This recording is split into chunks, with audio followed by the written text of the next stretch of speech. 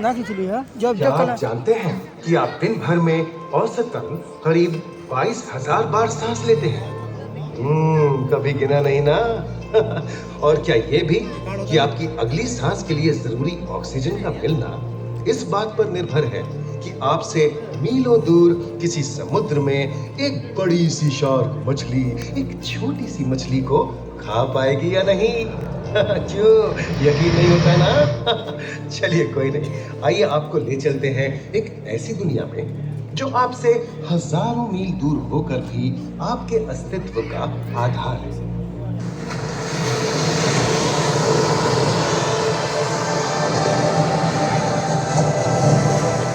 ये महासागर है, मीलों दूर तक फैला हमारे जीवन का केंद्र, जिसका पानी हर देश की सीमा से परे है। हमें सांस लेने के लिए जरूरी ऑक्सीजन का 50 से 80% इन्हीं समुद्रों के पानी से आता है। ये भी कह सकते हैं कि ये सागर एक विशाल संयुक्त परिवार की तरह है, जिसमें ये सभी जीव एक ही घर में रहते हैं, जैसे मछलियां, mollusc, dolphin, seal, walrus, crustacean, bacteria, समुद्री एनीमोनी और हाँ, ब्लू व्हेल भी, जो पृथ्वी का सबसे बड़ा जीव माना जाता है। और जंतु ही नहीं, इन समुद्रों में पौधों की भी लाखों प्रजातियां पाई जाती हैं। इन विशाल समंदरों का पानी हमारी पृथ्वी का लगभग 3/4 हिस्सा है। इस धरती पर 5 बड़े महासागर हैं: आर्कटिक, अटलांटिक, हिंद, प्रशांत और दक्षिणी महासागर। ये सागर इतने महत्वपूर्ण हैं कि इनका तापमान और लहरें दुनिया के हर हिस्से के मौसम पर असर डालते हैं, चाहे वो मौसम कितना ही खतरनाक क्यों ना हो। हमारी ही तरह पानी के नीचे पनपता हर जीवन सूरज की रोशनी पर निर्भर है।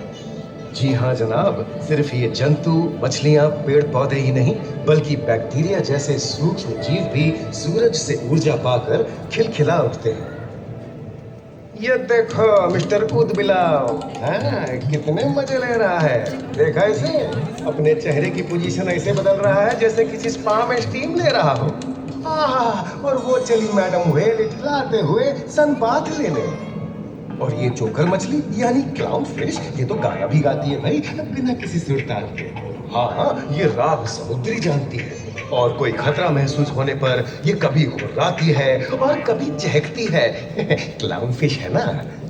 और ये डॉल्फिन हमारे स्मार्टफोन से भी ज्यादा स्मार्ट है। ये अपनी आवाज का इस्तेमाल सोनार की तरह करके एकदम सही दिशा में तैरती और एक दूसरे को संदेश भेजती है। जी हाँ, ईमेल या व्हाट्सएप से भी तेज। मूंगा चट्टानें यानी कोरल रीफ दुनिया की सबसे विविध इकोसिस्टम्स में से है। इन चट्टानों को अक्सर समुद्र के वर्षावन कहा गया है। आई, समुद्र में वर्षा, अजीब बात है ना। अरे दरअसल इनका नाम इनके आसपास बसे इन जीवों की विविधता के कारण पड़ा है। इनमें से कुछ मूंगे गर्म उथले समुद्र में, तो कुछ ठंडी अंधेरी गहराइयों में रहकर हमारे इकोसिस्टम के संतुलन को बनाए रखते हैं। पौधे हमारे इकोसिस्टम का एक बहुत ही महत्वपूर्ण हिस्सा है और पानी में ऑक्सीजन का सबसे बड़ा स्रोत है। इस नीले पानी में मौजूद कई पौधों में से एक बहुत ही महत्वपूर्ण पौधा है फाइटोप्लैंक्टन, जो पूरी दुनिया की ऑक्सीजन की जरूरत का लगभग 50% बनाकर हमारा अस्तित्व बनाए रखता है। इन समुद्रों में पहुंचने वाली सूरज की रोशनी की मात्रा के हिसाब से उन्हें 3 क्षेत्रों या परतों में बांटा गया है। सतह के सबसे नजदीक वाली परत को यूफोटिक जोन या सनलाइट जोन कहा जाता है।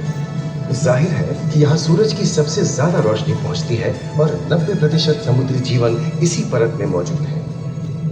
अगली गहरी परत को डिस्पोटिक जोन या ट्वाइलाइट जोन कहा जाता है।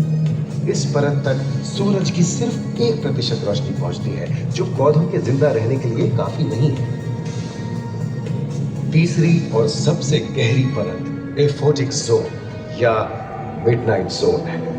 यहाँ सूरज की रोशनी बिल्कुल नहीं पहुंचती। ये परत पूरी तरह से अंधेरी और ठंडी होती है, बिल्कुल किसी हॉरर मूवी के सीन जैसे।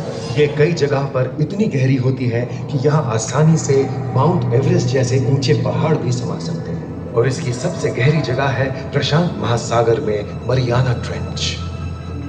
महाद्वीपीय तटों के साथ लगे उथले समुद्री इलाकों तक पहुंचना आसान है, लेकिन ये समुद्र का सिर्फ 10% है। समुद्र की गहराई जितनी बढ़ती जाती है उतने ही वहां के हैरत अंगेज जीव जिन तक पहुंचना मुश्किल होता जाता है। ये समुद्री जीव पहले तो अपनी खूबसूरती से आपको छलते हैं और फिर अचानक एक खतरनाक रूप ले लेते हैं जिनसे बचना मुश्किल ही नहीं नामुमकिन है। पर ये क्या, अचानक ये रोशनी कहां से आई? ओहो, ये तो जेलीफिश का झुंड है जिनकी रोशनी एकदम डिस्को लाइट की तरह लगती है। वाह, ये हुई ना बात। अब सभी बड़ी छोटी मछलियां इन चमचमाती डिस्को लाइट को देखकर पार्टी करने आई। और फिर यही रोशनी उन्हें बेरहमी से दबोचकर उनका शिकार करके अंधेरे में वापस गायब हो जाएगी। लेकिन सभी शिकारियों को छलावे से लुभाना नहीं पड़ता। सबसे घातक शिकारियों में से है शार्क, जैसे ग्रेट व्हाइट और टाइगर शार्क। शार्क आमतौर पर सूरज ढलने के बाद अंधेरे में शिकार पे निकलती है समुद्री जीवों का यमराज बनकर। आज तक शार्क की 500 से ज्यादा प्रजातियों का पता चल चुका है। ये हर तरह के खुले महासागरों में, मूंगे की चट्टानों में, आर्कटिक की बर्फ के नीचे और समुद्र की अंधेरी गहराइयों में पाई जाती है। और ये है समुद्री घोड़ा जो तबड़क तबड़क नहीं, छप छप छप छप करता है, यानी दौड़ता नहीं तैरता है। हमने इन समुद्रों के बारे में बहुत कुछ जाना है, पर अभी भी बहुत कुछ जानना बाकी है। ये सागर गहरे और विशाल, ठंडे और अंधेरे में डूबे होते हैं। इन गहराइयों में पनपने वाली 17,000 से अधिक प्रजातियां मानो किसी कल्पना से कम नहीं है। किसी खूबसूरत एंजल की तरह दिखने वाले जीवों के साथ साथ न जाने और क्या क्या देखने को मिले।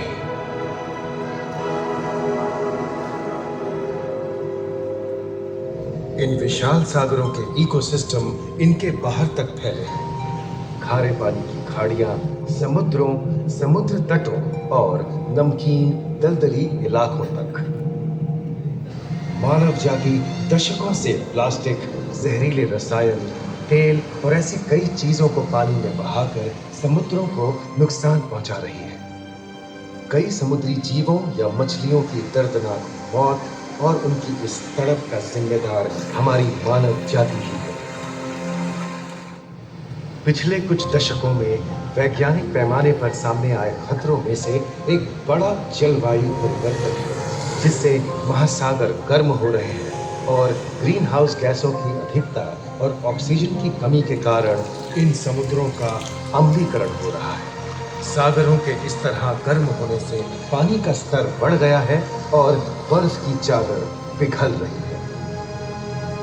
इस विनाशकारी बदलाव के परिणाम स्वरूप समुद्री जीवन खत्म हो रहा है और पूरे इकोसिस्टम के लिए ऐसे खतरनाक हालात हम ही पैदा कर रहे हैं। हमारी आने वाली पीढ़ी का भविष्य इस बात पर निर्भर करता है कि क्या हम आज अपने निजी जीवन से प्लास्टिक को हटाने जैसा छोटा कदम उठा सकते हैं, या फिर हम बड़े स्तर पर सख्त नियम बनाकर उन्हें लागू करें, जिससे समुद्री संसाधनों का दोहन और प्रदूषण कम हो। याद रखिए, बात हमारे अस्तित्व की है, तो बदलाव की शुरुआत भी हमें ही करनी होगी।